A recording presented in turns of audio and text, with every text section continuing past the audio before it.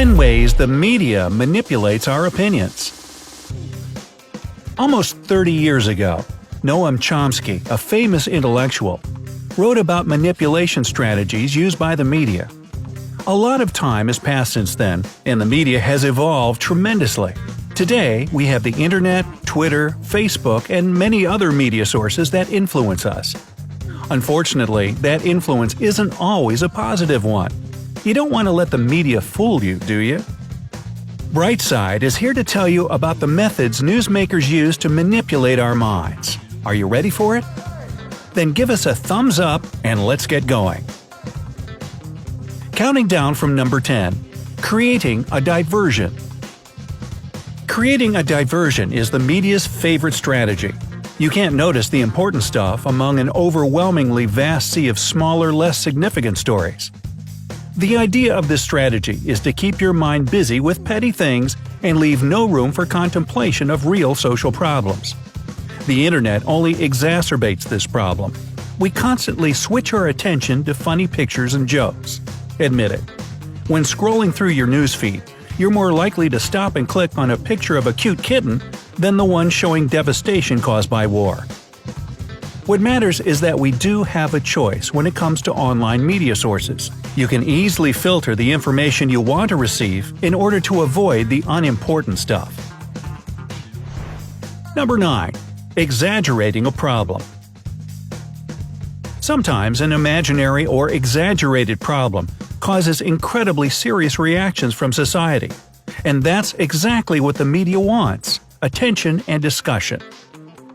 In 2016, NASA published an article saying that if astrology were scientific, the zodiac signs would change their positions. For example, Virgo would become Leo.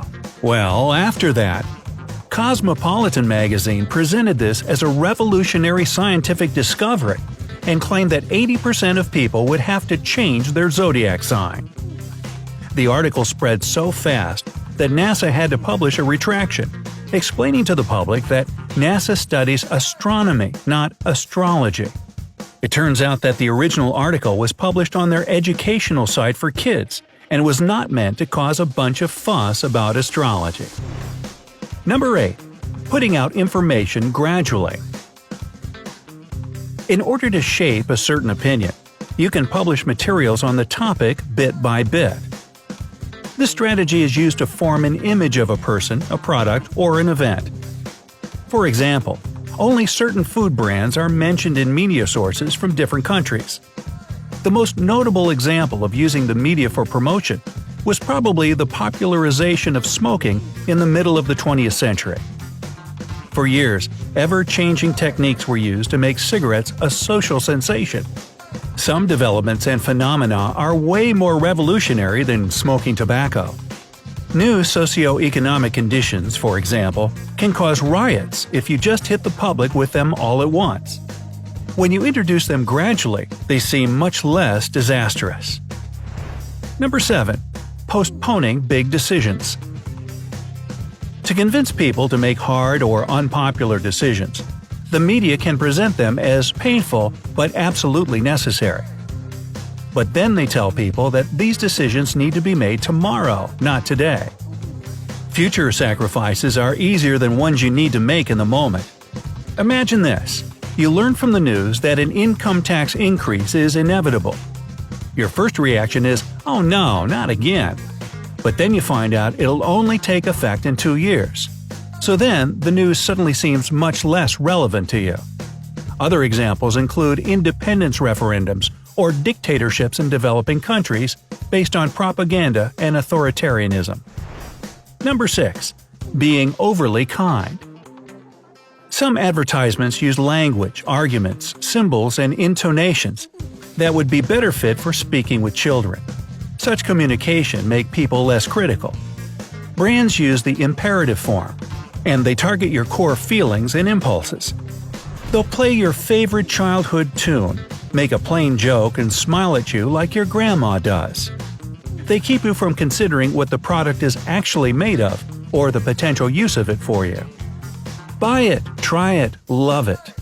The media has that patronizing tone and underlying message they know more than we simpletons do. Number 5. Playing up more feelings, less thinking.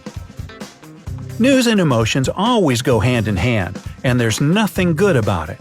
Hyped-up emotions don't let you perceive facts critically and objectively, because they block the rational part of your mind. This often leads to a distortion of reality, which leads to a well-known information warfare. When we see people at a rally in a still image, or in a video with dubbed-over narration, it's hard to tell if the protesters are really for or against something or someone. This is really beneficial to politicians. A subject we all get really emotional about is war, and this controversial subject has given birth to many fake news stories and altered photos. One and the same picture shown from a different angle can carry a completely different message and fill our hearts with hatred or fear. This is exactly what the media wants, so try to recognize it and steer clear from it. Number 4. Keeping people uninformed. The media and the government can manipulate any society if that society doesn't understand the techniques being used on them, and this happens due to a lack of education. Chomsky concluded that access to information was very different for the elite versus the average Joe.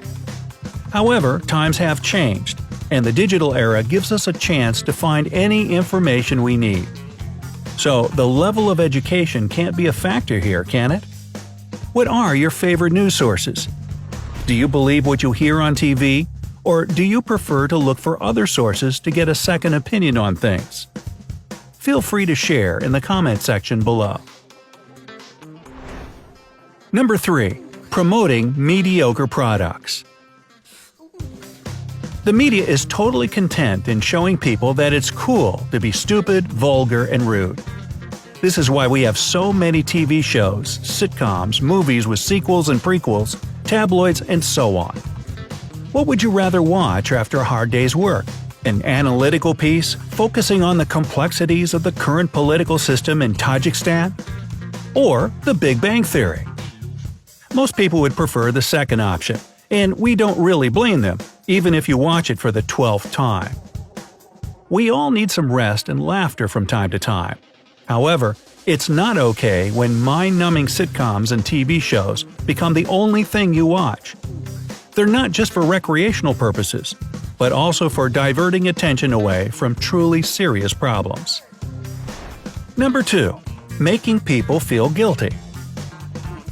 The point of this strategy is to make people blame themselves for local and global problems. People blame themselves for war started by governments, not themselves.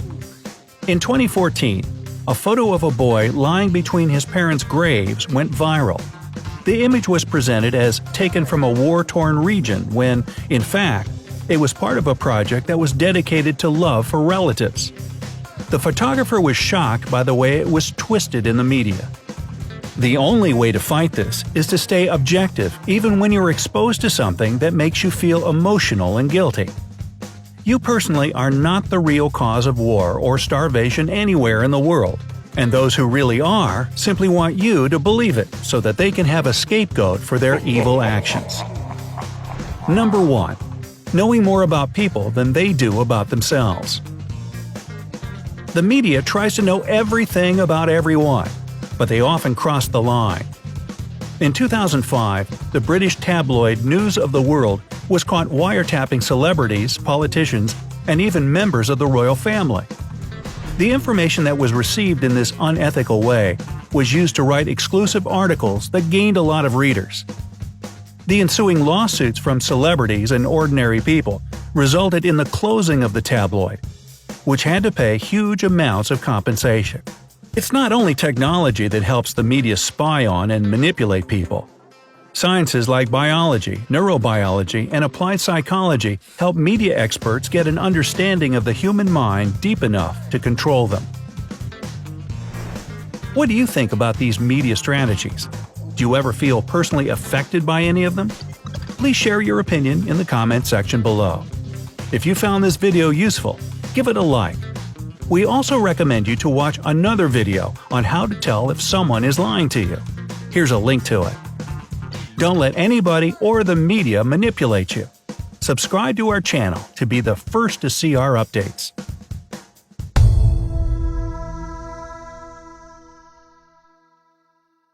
Stay informed, and always look on the bright side of life.